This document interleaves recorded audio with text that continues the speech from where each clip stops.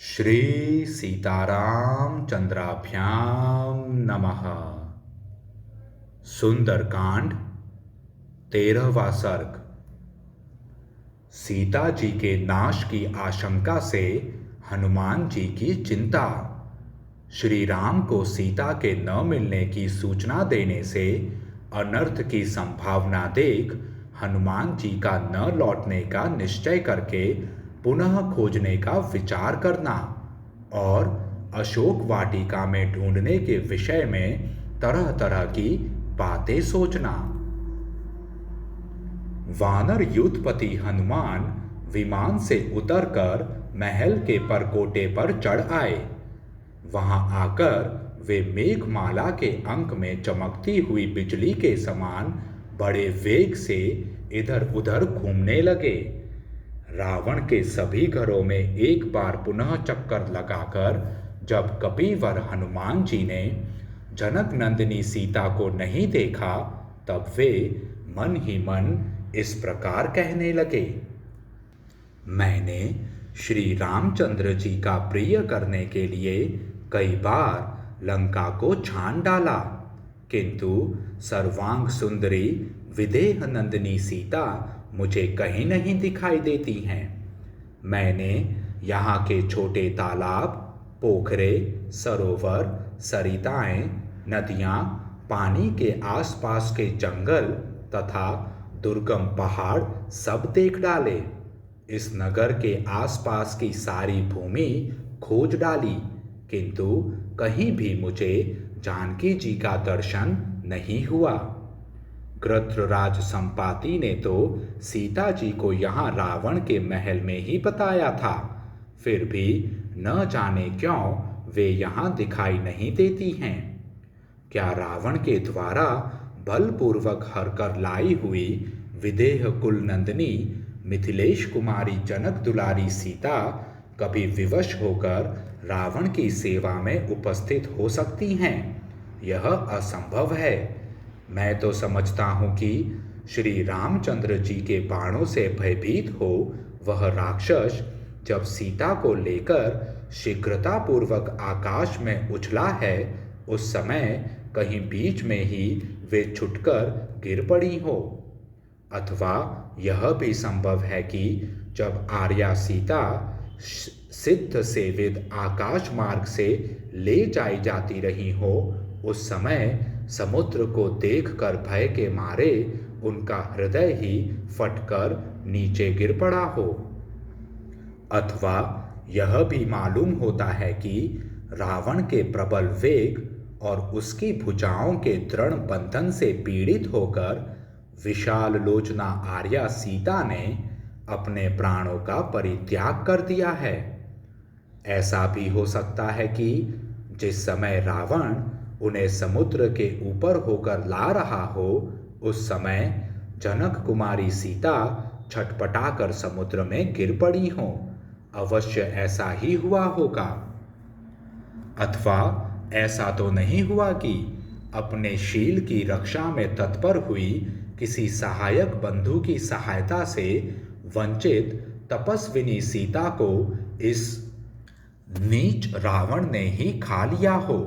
अथवा मन में दुष्ट भावना रखने वाली राक्षस राज रावण की पत्नियों ने ही कचरारे नेत्रों वाली साध्वी सीता को अपना आहार बना लिया होगा।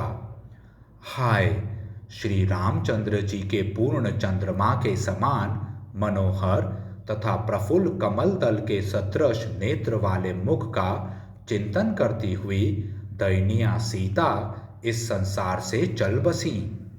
हाँ राम, हाँ लक्ष्मण, हाँ अयोध्यापुरी, इस प्रकार पुकार पुकार कर बहुत विलाप करके मिथिलेश कुमारी विदेह नंदिनी सीता ने अपने शरीर को त्याग दिया होगा। अथवा मेरी समझ में यह आता है कि वे रावण के ही किसी गुप्त ग्रह में छिपाकर रखी गई हैं। हाय, वहाँ वह बाला पिंजरे में बंद हुई मैना की तरह बारंबार आर्तनाद करती होगी। जो जनक के कुल में उत्पन्न हुई है और श्री रामचंद्र जी की धर्मपत्नी हैं, वे नील कमल के से नेत्रों वाली सुमध्यमा सीता रावण के अधीन कैसे हो सकती हैं? जनक किशोरी सीता चाहे गुप्त ग्रह में अदृश्य करके रखी गई हो, चाहे समुद्र में गिरकर प्राणों से हाथ धो बैठी हो, अथवा श्री रामचंद्र जी के विरह का कष्ट न सह सकने के कारण उन्होंने मृत्यु की शरण ली हो, किसी भी दशा में श्री रामचंद्र जी को इस बात की सूचना देना उचित न होगा, क्योंकि वे अपनी पत्नी को बहुत प्यार करते हैं। इन समाचार के बताने में भी दोष है और न बताने में भी दोष की संभावना है। ऐसी दशा में किस उपाय से काम लेना चाहिए? मुझे तो बताना और न बताना दोनों ही दुष्कर प्रतीत होते हैं। ऐसी दशा में जब कोई भी कार्य करना दुष्कर प्रतीत होता है, तब मेरे लिए इस समय के अनुसार क्या करना उचित होगा? इन्हीं बातों पर हनुमान जी बारंबार विचार करने लगे। उन्होंने फिर सोचा, यदि मैं सीता जी को देखे बिना ही यहाँ से वानर राज की पूरी किष्किंधा को लौट जाऊंगा तो मेरा पुरुषार्थ ही क्या रह जाएगा? फिर तो मेरा यह समुद्र लंघन, लंका में प्रवेश और राक्षसों को देखना सब व्यर्थ हो जाएगा। किष्किंधा में पहुंचने पर मुझसे मिलकर सुग्रीव, दूसरे दूसरे वानर तथा वे दोनों दशरथ राजकुमार भी क्या कहेंगे? यदि वहां जाकर मैं श्री रामचंद्र जी से यह कठोर बात कह दूं कि मुझे सीता का दर्शन नहीं हुआ, तो वे प्राणों का परित्याग कर देंगे। सीता जी के विषय में ऐसे रूखे, कठोर, तीखे और इंद्रियों को संताप देने वाले दुर्वचन को सुनकर वे कदापि जीवित नहीं रहेंगे। उन्हें संकट में पड़कर प्राणों के परित्याग का संकल्प करते देख उनके प्रति अत्यंत अनुराग रखने वाले बुद्धिमान लक्ष्मण भी जीवित नहीं रहेंगे। अपने इन दो भाइयों के विनाश का समाचार सुनकर भरत भी प्राण त्याग देंगे और भरत की मृत्यु देखकर शत्रुघ्न भी जीवित नहीं रह सकेंगे। इस प्रकार चारों पुत्रों की मृत्यु हुई देख कौशल्या, सुमित्रा और कैकेयी, ये तीनों माताएं भी निसंदेह प्राण दे देंगी।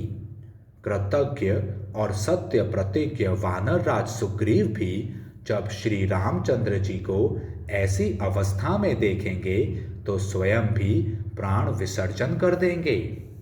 तत्पश्चात पति शोक से पीड़ित हो दुखित चित्त दीन, व्यथित और आनंद शून्य हुई तपस्विनी रोमा भी जान दे देंगी। फिर तो रानी तारा भी जीवित नहीं रहेंगी।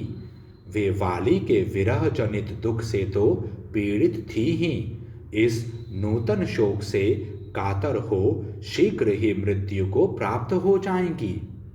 माता पिता के विनाश और सुग्रीव के मरण जनित संकट से पीड़ित हो कुमार अंगद भी अपने प्राणों का परित्याग कर देंगे। तदंतर स्वामी के दुख से पीड़ित हुए सारे वानर अपने हाथों और मुक्कों से सर पीटने लगेंगे। यशस्वी वानर राज ने सांत्वनापूर्ण वचनों और दान मान से जिनका लालन पालन किया था, वे वानर अपने प्राणों का परित्याग कर देंगे। ऐसी अवस्था में शेष वानर वनों, पर्वतों और गुफाओं में एकत्र होकर फिर कभी क्रीड़ा विहार का आनंद नहीं लेंगे। अपने राजा के शोक से पीड़ित हो सब वानर अपने पुत्र, स्त्री और मंत्रियों सहित पर्वतों के शिखरों से नीचे सम अथवा विषम स्थानों में गिरकर प्राण दे देंगे, अथवा सारे विष पी लेंगे या फांसी लगा लेंगे या जलती आग में प्रवेश कर जाएंगे, उपवास करने लगेंगे अथवा अपने ही शरीर में छुरा भोंक लेंगे। मेरे वहां जाने पर मैं समझता हूँ बड़ा भयंकर आर्तनाद होने लगेगा। इक्ष्वाकु कुल का नाश और वानरों का भी विनाश हो जाएगा। इसलिए मैं यहाँ से किष्किंधापुरी को तो नहीं जाऊंगा। मिथिलेश कुमारी सीता को देखे बिना मैं सुग्रीव का भी दर्शन नहीं कर सकूंगा। यदि मैं यहीं रहूं और वहां न जाऊं तो मेरी आशा लगाए वे दोनों धर्मात्मा महारथी बंधु प्राण धारण किए रहेंगे और वे वेगशाली वानर भी जीवित रहेंगे। जानकी जी का दर्शन न मिलने पर मैं यहाँ वानप्रस्थी हो जाऊंगा। मेरे हाथ पर अपने आप जो फल आदि खाद्य वस्तु प्राप्त हो जाएगी उसी को खाकर रहूंगा, या परीक्षा से मेरे मुंह में जो फल आदि खाद्य वस्तु पड़ जाएगी उसी से निर्वाह करूंगा तथा शौच संतोष आदि नियमों के पालन पूर्वक वृक्ष के नीचे निवास करूंगा, अथवा सागर तटवर्ती स्थान में जहां फल मूल और जल की अधिकता होती है मैं चिता बनाकर जलती हुई आग में प्रवेश कर जाऊंगा, अथवा आमरण उपवास के लिए बैठकर लिंग शरीरधारी जीवात्मा शरीर से वियोग कराने के प्रयत्न में लगे हुए मेरे शरीर को कौवे तथा हिंसक जंतु अपना आहार बना लेंगे। यदि मुझे जानकी जी का दर्शन नहीं हुआ तो मैं खुशी खुशी जल समाधि ले लूंगा। मेरे विचार से इस तरह जल प्रवेश करके परलोक गमन करना ऋषियों की दृष्टि में भी उत्तम है। जिसका प्रारंभ शुभ है ऐसी शुभ का यशस्विनी और मेरी कीर्तिमाला रूपा यह दीर्घ रात्रि भी सीता जी को देखे बिना ही बीत चली, अथवा अब मैं नियम पूर्वक वृक्ष के नीचे निवास करने वाला तपस्वी हो जाऊंगा, किंतु उस असित लोचना सीता को देखे बिना यहाँ से कदापि नहीं लौटूंगा। यदि सीता का पता लगाए बिना ही मैं लौट जाऊं तो समस्त वानरों सहित अंगद जीवित नहीं रहेंगे। इस जीवन का नाश कर देने में बहुत से दोष हैं। जो पुरुष जीवित रहता है वह कभी न कभी अवश्य कल्याण का भागी होता है, अतः मैं इन प्राणों को धारण किए रहूंगा। जीवित रहने पर अभीष्ट वस्तु अथवा सुख की प्राप्ति अवश्यंभावी है। इस तरह मन में अनेक प्रकार के दुख धारण किए कपि कुंजर हनुमान जी शोक का पार न पा सके। तदंतर धैर्यवान कपि श्रेष्ठ हनुमान ने पराक्रम का सहारा लेकर सोचा, अथवा महाबली दशमुख रावण का ही वध क्यों न कर डालूं। भले ही सीता का अपहरण हो गया हो, इस रावण को मार डालने से उस वैर का भरपूर बदला सध जाएगा, अथवा इसे उठाकर समुद्र के ऊपर ऊपर से ले जाऊं और जैसे पशुपति को पशु अर्पित किया जाए उसी प्रकार श्री राम के हाथ में इसको सौंप दूं। इस प्रकार सीता जी को न पाकर वे चिंता में निमग्न हो गए। उनका मन सीता के ध्यान और शोक में डूब गया। फिर वे वानर वीर इस प्रकार विचार करने लगे, जब तक मैं यशस्विनी श्री राम पत्नी सीता का दर्शन न कर लूंगा तब तक इस लंकापुरी में बारंबार उनकी खोज करता रहूंगा। यदि संपाति के कहने से भी मैं श्री राम को यहाँ बुला ले आऊं तो अपनी पत्नी को यहाँ न देखने पर श्री रघुनाथ जी समस्त वानरों को जलाकर भस्म कर देंगे। अतः यही नियमित आहार और इंद्रियों के संयम पूर्वक निवास करूंगा। मेरे कारण वे समस्त नर और वानर नष्ट न हो। इधर यह बहुत बड़ी अशोक वाटिका है। इसके भीतर बड़े बड़े वृक्ष हैं। इसमें मैंने अभी तक अनुसंधान नहीं किया है, अतः अब इसी में चलकर ढूंढूंगा। राक्षसों के शोक को बढ़ाने वाला मैं यहाँ से वसु, रुद्र, आदित्य, अश्विनी कुमार और मरुदगणों को नमस्कार करके अशोक वाटिका में चलूंगा। वहाँ समस्त राक्षसों को जीतकर जैसे तपस्वी को सिद्धि प्रदान की जाती है, इसी प्रकार श्री रामचंद्र जी के हाथ में इक्ष्वाकु कुल को आनंदित करने वाली देवी सीता को सौंप दूंगा।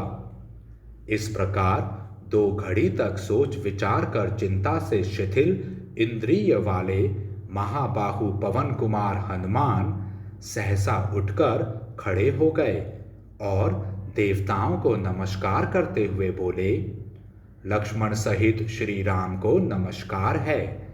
जनक नंदिनी सीता देवी को भी नमस्कार है।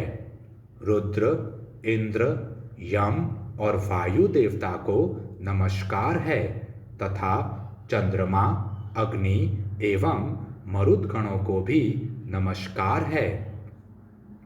इस प्रकार उन सबको तथा सुग्रीव को भी नमस्कार करके पवन कुमार हनुमान जी संपूर्ण दिशाओं की ओर दृष्टिपात करके अशोक वाटिका में जाने को उद्यत हुए। उन वानर वीर पवन कुमार ने पहले मन के द्वारा ही उस सुंदर अशोक वाटिका में जाकर भावी कर्तव्य का इस प्रकार चिंतन किया। वह पुण्यमयी अशोक वाटिका सींचने कोड़ने आदि सब प्रकार के संस्कारों से संवारी गई है। वह दूसरे दूसरे वनों से भी घिरी हुई है, अतः उसकी रक्षा के लिए वहाँ निश्चय ही बहुत से राक्षस तैनात किए गए होंगे। राक्षस राज के नियुक्त किए हुए रक्षक अवश्य ही वहाँ के वृक्षों की रक्षा करते होंगे। इसलिए जगत के प्राण स्वरूप भगवान वायुदेव भी वहाँ अधिक वेग से नहीं बहते होंगे। मैंने श्री रामचंद्र जी के कार्य की सिद्धि तथा रावण से अदृश्य रहने के लिए अपने शरीर को संकुचित करके छोटा बना लिया है। मुझे इस कार्य में ऋषियों सहित समस्त देवता सिद्धि सफलता प्रदान करें। स्वयंभू भगवान ब्रह्मा, अन्य देवगण, तपोनिष्ठ महर्षि, अग्निदेव, वायु तथा वज्रधारी इंद्र भी मुझे सफलता प्रदान करें। पाशधारी वरुण, सोम, आदित्य, महात्मा अश्विनी कुमार, समस्त मरुदगण, संपूर्ण भूत और भूतों के अधिपति तथा और भी जो मार्ग में दिखने वाले एवं न दिखने वाले देवता हैं, वे सब मुझे सिद्धि प्रदान करें। जिसकी नाक ऊंची और दांत सफेद हैं, जिसमें चेचक आदि के दाग नहीं हैं, जहाँ पवित्र मुस्कान की छटा छाई रहती है, जिसके नेत्र प्रफुल्ल कमल दल के समान सुशोभित होते हैं तथा जो निष्कलंक कलाधर के तुल्य कमनीय कांति से युक्त हैं, वह आर्या सीता का मुख मुझे कब दिखाई देगा। इस शूद्र, नीच, नृशंस रूपधारी और अत्यंत दारुण होने पर भी अलंकार युक्त विश्वसनीय वेश धारण करने वाले रावण ने उस तपस्विनी अबला को बलात् अपने अधीन कर लिया है। अब किस प्रकार वह मेरे दृष्टिपथ में आ सकती हैं। इस प्रकार श्री वाल्मीकि निर्मित आर्ष रामायण आदि काव्य के सुंदर कांड में 13वां सर्ग पूरा हुआ। जय श्री राम।